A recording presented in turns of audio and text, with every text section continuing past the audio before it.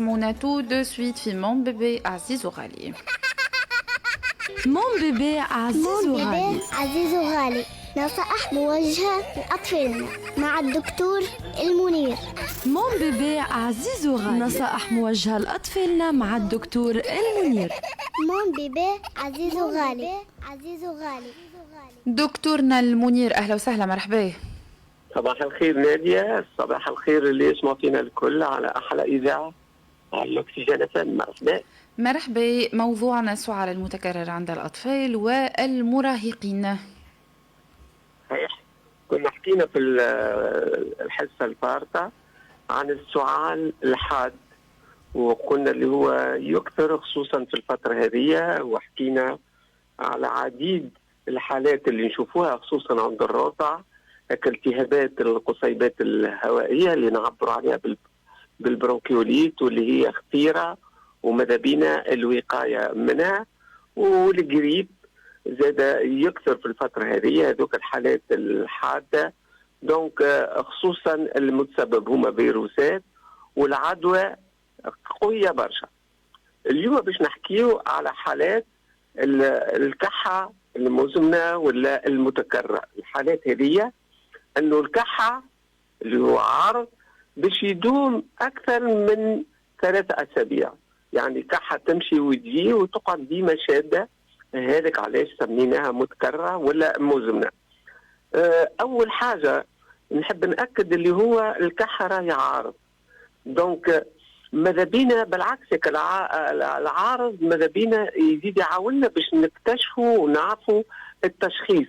ما نعطيوش دويات كحة هكاك على خاطر نغطيو العارض هذا اللي هو باش يعين الصغير باش يتخلص من الحاجات اللي موجودين في القصيبات والقصبات الهوائية نتاعو. يجم يكون بلغم، يجم يكون أي حاجة. دونك هو باش يدافع على الصغير. دونك بربي نأكد ما ناخذوش أي دواء مزيل للكحة ولا موقف للكحة. أول حاجة يلزمنا نشخصه. كيفاش نشخصه؟ كي نسألوا العائلة على الخاصيات نتاع الكحة هذه. عنده شكون الصغير، قداش عمره، وقتاش بدات، عندها أسبوع 2 أو أكثر. الكحة هذه تجي في النهار ولا في الليل، تتكرر بنوبات ولا لا، فمشي حاجات تزيد فيها، فمشي شكون يكح في العائلة، فمشي عدوى. نأكدوا فمشي مؤرجات في المحيط نتاع الصغير سواء تدخين أو غيره. نأكدوا زاد فمشي أعراض أو عوارض مصاحبة، سخانة، عطيس، خشم يجري. هذوما أسباب، هذوما الحاجات اللي تخلينا نشخصوا. بالطبع بعد سؤال العائلة باش نأكدوا ونفحصوا مليح الصغير في الجهاز التنفسي العلوي نتاعو، وزاد الجهاز التنفسي السفلي، لوسكولتاسيون، يعني التسمع بك الانصات خصوصا السر نتاعو.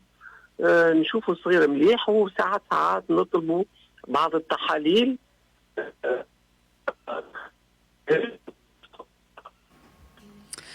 دكتور، نعتذر دكتور، في بلاصة ماشي هيش غيزو، دونك نعاودوا نتصلوا بيه ونواصلوا في الموضوع.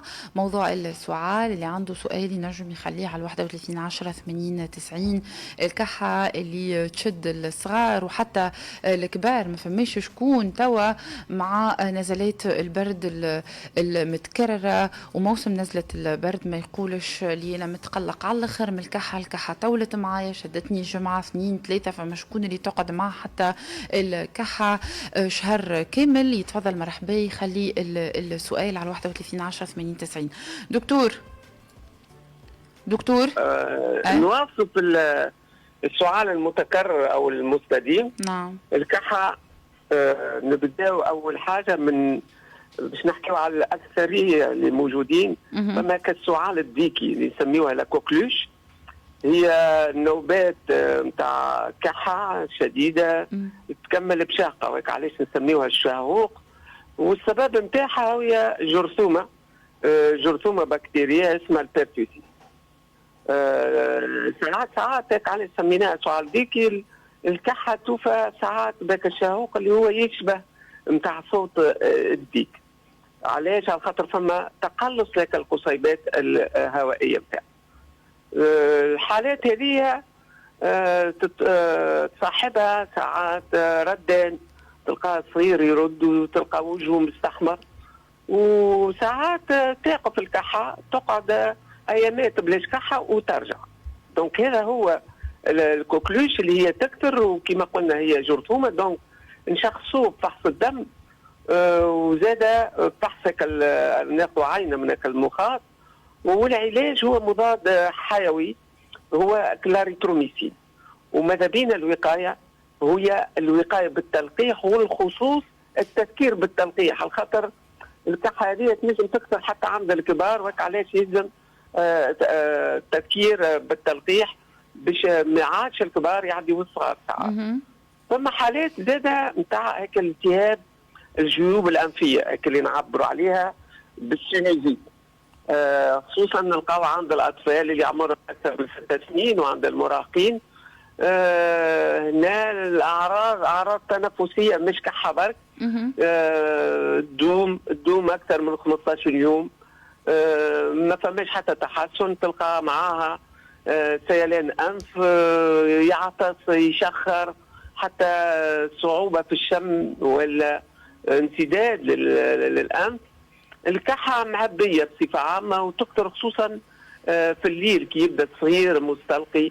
هنا فما رجوع افرازات زاد في الانف وفي الجيوب الانفيه.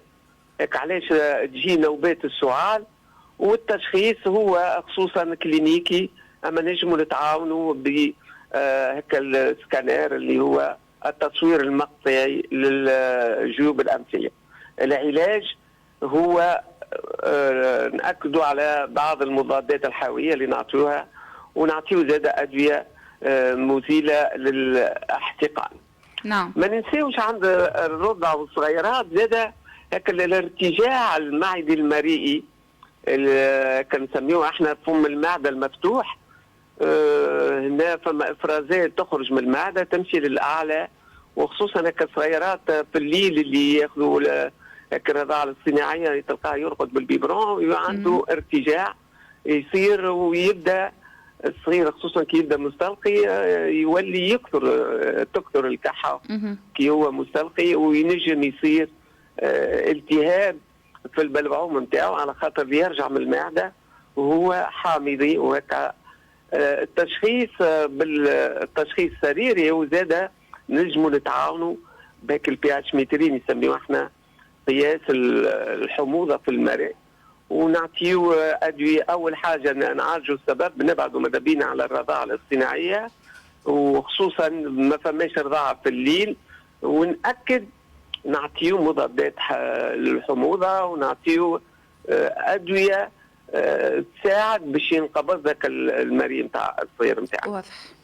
فما زاد حالات نتاع الربو اللي هو نسميوها الفده، اللي هي بصفه عامه وراثيه نلقاو حالات عند الاهل، والحاله هذه تكثر كي تكثر المؤرجات ولا الاسباب، خصوصا التدخين السلبي وغيره من المؤرجات كما الغبره وحبات الطلاع وغيره، حتى من الوبر نتاع الحيوانات. الكحه هنا تجي اكثريته في الليل، والكحه بلاش سخانه تجي في الليل، وتنجم العدوى تكون زاده فيروسيه، ولا بعض الصغير كي يعمل جهد خصوصا في الهواء البارد تكثر النوبات هذه، يولي عنده كحه، صعوبه في التنفس. التشهير هنا الفحص السريري، وخصوصا نعملوا صور شعاعيه للصدر، ونعطيو زاد بعض اختبارات الجلد باش نتاكدوا من المؤرج.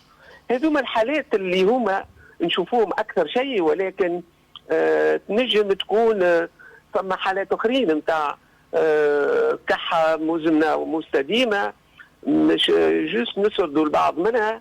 ينجم يكون تشوه خلقي للقصبات ولا القصبات الهوائيه، نجم يكون فما تشوه خلقي للقلب. ما ننساوش زاد حالات السل اللي هي ما زالت. دونك هذو هما اللي حبينا نحكيو، عليهم، ونحبوا نتجنبوا منهم، خصوصا بالوقايه. الوقايه في كل الحالات، خصوصا تو في الشتاء، نعاودوهم ويعرفوهم الناس الكل، خصوصا النظافه، نظافه اليدين، التغذيه السليمه الصحيه والمتوازنه. نجتنبوا العدوى وكالتجمعات، ماذا بينا ما نبوسوش الصغير، ما ندخلوش في المحيط نتاعو. ردوا بالنا، واذا كان فما امراض مزمنه نحاولوا كما نربوا نواصلوا الدواء نتاعها. نفس الشيء ناكد على التلقيح في بعض الامراض اللي عندها تلقيح، وهكاك اذا واظبنا على الوقايه بقدره الله صغيراتنا يبقوا ديما لاباس. شكرا ليك دكتورنا المنير، يعطيك الصحة. تحية كبيرة للجميع. 9:19 دقيقة، الموعد الإخباري مع ألفة الجندوبي 9:30. تابعونا، خليكم في الاستماع.